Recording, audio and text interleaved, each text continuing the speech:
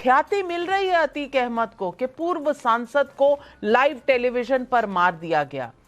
आपको याद है, आप भूल गई हैं कि मेमोरी डिस्ट्रॉय हो चुकी है कहीं आपके कंप्यूटर में। आप भूल गई वो कौन था डकैत? बताइए, मैं पूछना चाहता हूं आपसे, पूरा देश सुनना चाहता। बताइए कौन था डकैत? वो किसके सामने लड़ा था? वो तहसीलदार को किसने लड़ाया था? आप बताइए किस दल से लड़ा था? मैं आप ही से पूछ रहा हूं। अनुराग भदौरिया जी, मेरा सवाल आपसे है इसलिए कि जो यहां पर हमदर्दी है अतीक अहमद के साथ, गलत हुआ। कस्टडी में जो शूट आउट हुआ, जो हत्याकांड हुआ, वो गलत हुआ। हम पहले दिन से कह रहे हैं और आप हमारे साथ जुड़े हुए हैं, हम ये कह रहे हैं। सवालिया निशान जरूर लगता है कि कैसे ये चूक हुई, लेकिन इसके बावजूद जो हमदर्दी जताई जा रही है, पूर्व सांसद जो कहा जा रहा है, ये जानते हैं किसके साथ मैच कर रहा है? ये पूरी इंटरनेशनल प्रेस में इस तरह के बयान छप रहे हैं। ख्याति मिल रही है अतीक अहमद को कि पूर्व सांसद को लाइव टेलीविजन पर मार दिया गया। और वारिस पठान जी, बैरिस्टर ओवैसी साहब शायद यही चाहते हैं कि बाहर के अखबारों में इस तरह की चर्चा हो, गार्डियन में और तमाम बाहर के अखबार, अल जजीरा और तमाम की जो बाहर की अखबारें हैं और हाँ बिल्कुल जो वेबसाइट्स हैं, वो सब कह रहे हैं फॉर्मर मेंबर ऑफ पार्लियामेंट। क्या यही हम संदेश देना चाहते हैं? क्या यही आइडेंटिटी है उसकी? या अपराधी जो था, जो आपके साथ, आपकी पार्टी के साथ बहुत बहुत देर उसने साथ निभाया, क्या यही आइडेंटिटी थी उसकी? या सूरज कली वाली आइडेंटिटी भी आपके जहन में कहीं है? जितने लोगों को मारा, जो अपराधों के उनकी लिस्ट थी, फेरिस लिस्ट 102 एफआईआर और अपराध उनके खिलाफ, उनकी बिल्कुल याद नहीं आती किसी को? देखिए कितनी आसानी से मुद्दे को भटकाया जा रहा है। सवाल ये नहीं है जो सवाल आप पूछ रही हैं।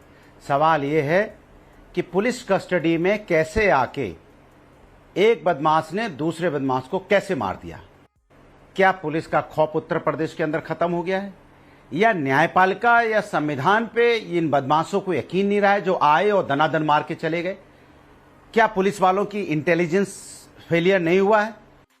इतने बड़े, जब आपको जुडिशियल कस्टडी में मिला हुआ है अतीक अशरफ, जिसको लेके आप घूम रहे हो रात के 10 बजे, क्या जिम्मेदारी पुलिस की नहीं बनती है कि उसको सुरक्षित रखना? क्योंकि आपको कोर्ट ने दिया है ये, और उसके बावजूद जिस तरह से हत्या होती है, ये तो दहलाने वाली बात है। और ये पहली कोई बात नहीं है कि पुलिस के सामने इस तरह के जो माफिया बदमाश है बेखौफ पे आके गोली मार देते हैं। आपने उमेश पाल के भी घट समय देखा था, तब भी पुलिस वाले सुरक्षा उसके साथ मौजूद थे और उमेश पाल की हत्या हो जाती है। अगर आप कानपुर में भी देखिए, क्रोनोलॉजी देखिए, कानपुर में भी देखेंगे तो पूरा पुलिस प्रशासन मौजूद था, उसके बावजूद भी मां बेटी जिंदा जल गई। जालौन में आपने देखा अभी एक छात्रा को किस तरह से गोली मार दी गई, किस तरह से यहां पे हेमंत यादव को मार दिया गया बलिया का। तो मैं आपसे पूछ रहा हूं, कितनी घटना बताएं? लखीमपुर में किस तरह से मंत्री के बेटे पे आरोप है रोने का, भटका कौन रहा है मुद्दे से? मुझे अनुराग भदौरिया जी समझ नहीं आ रही, क्योंकि आप तमाम बातें कर रहे हैं पर इस बात का खुलासा नहीं कर रहे कि क्यों पूर्व मुसलमान सांसद कहा जा रहा है। ये इस बात पर आप नहीं कह रहे। आप ये भी नहीं बता रहे कि आपकी इतनी गहरी दोस्ती कैसे थी एक अपराधी से, एक डॉन से। आप ये भी नहीं हमें बता रहे कि समाजवादी पार्टी में ऐसा क्या खास है कि चाहे फूलन देवी हो, डकैत फूलन देवी हो या अतीक अहमद हो, सब आप ही की पार्टी में जाते हैं और उनके केसेस वापस ले लिए जाते हैं। जैसे फूलन देवी के ले लिए गए थे, सांसद बना दिया गया था, फिर फिर अतीक अहमद, अब आप देख लीजिए वो भी सांसद आप ही की बदौलत बने थे और आप ऐसे ही याद कर रहे हैं उन्हें। अच्छा, आपको याद है, आप भूल गई हैं कि मेमोरी डिस्ट्रॉय हो चुकी है कहीं आपके कंप्यूटर में। नेताजी के खिलाफ बीजेपी ने किस डकैत को लड़ाया था, याद है आपको? याद भूल गई? बीजेपी ने किसको लड़ाया था, किस डकैत को लड़ाया था, याद है आपको? नहीं याद है।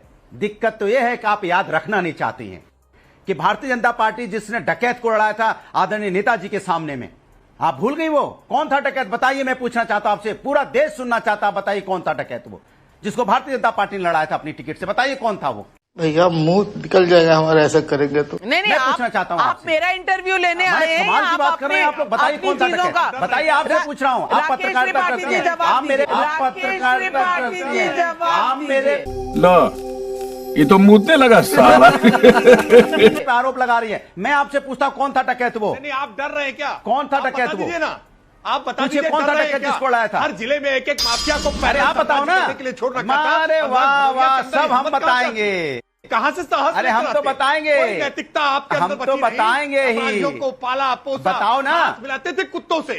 अनुराग भदौरिया नेताजी जिनका नाम ले रहे मचाने हैं ना, लगे। कुत्तों जब से सही हाथ बात मिलाते थे बोली। अतीक अहमद के। क्या हैसियत थी इन माफियाओं के सामने? जाकर मैं बोल लूं, मैं बोल लूं, मैं आपके बीच में नहीं बोला था, ये दिक्कत है। नाविका जी देखिए किस तरह से आप उसको मेरे बीच में लाके बुलवा रही है। मैं किसी के बीच में नहीं बोला था, मैं किसी के बीच में नाविका जी नहीं बोला था। ये अन्याय हो रहा है विपक्ष के साथ, पूरी दुनिया देख लो विपक्ष के साथ क्या अन्याय होता है। जब विपक्ष बोलता है तो सत्ता पक्ष को घुसेड़ दिया जाता है बोलने के लिए। और देखिए नाविका जी, आप भी देखिए, इसलिए मैं चुप हूं। क्यों डरते हैं डकैत से? बोलिए, पाला पोसा आपने ना, बताइए। तहसीलदार याद है? अनुराग भदौरिया तहसीलदार याद है? चंबल के डाकू का नाम याद है? तो किसके सामने लड़ा था वो? तहसीलदार को किसने लड़ाया था? आप बताइए किस दल से लड़ा था? मैं आप ही से पूछ रहा हूं, अगर मैं गलत हूं तो मैं करेक्ट भी कर लूंगा ना। किस दल से लड़ा था तहसीलदार? बस हवा निकल गई। नेताजी के सामने किस पार्टी से लड़ा था? मैं पूछना चाहती हूँ, अगर आपने मेरा जीके टेस्ट ले लिया हो, चंबल के डाकू थे, मशहूर डाकू थे तहसीलदार सिंह, अगर आपने मेरा जीके टेस्ट ले लिया हो तो अब आप ये बता दीजिए कि आप मुझे ये बता दीजिए कि क्या एक्स मुसलमान एमपी अतीक अहमद, आप भी यही मानते हैं? क्या यही है उनकी? इधर उधर भागने लगे। नहीं, इधर उधर कौन? डिबेट अतीक अहमद पे, तहसीलदार सिंह पर नहीं है। अरे मैं तो आप नाम ले रही थी, मैंने एक डकैत का नाम लिया तो आप इधर उधर बात करने लगे। मैंने कहा क्या किस पार्टी से लड़ा था, मैं आपसे पूछना चाहता हूं। आपका मीडिया हाउस है, आपके पास सिस्टम है, मुझे भी तो करेक्ट हो जाऊं ना मैं। अगर मान लो किसी दूसरे दल से लड़ा हो, कल आप कहेंगे नहीं भदौरिया जी गलत बोल रहे थे, तो मैं भी तो करेक्ट करना चाहता हूं ना कई बार। नहीं भदौरिया जी, ऐसा है तो फिर सही हूं? अगर आपको इस मुद्दे पर बात करनी है तो फिर पाठशाला में आ जाइए ना, तो पाठशाला में पाठशाला ले ली जाएगी। पूछ रहा हूं, लेकिन पूछ रहा हूं। विक्रम सिंह जी, मुझे अपने घर जाना है। अब बताइए मैं क्या करूंगा? एक बहुत सिंपल सी टिप आपके साथ शेयर करती हूँ। अपने हाथ को इस तरह से रखिए। If you look at this from your side, आपका लेफ्ट हैंड आपको बी के जैसे दिखेगा और राइट हैंड आपको डी के जैसे दिखेगा। B and D. बी फॉर थोड़ी मदद रखिए। वे मैं तेरा मन पर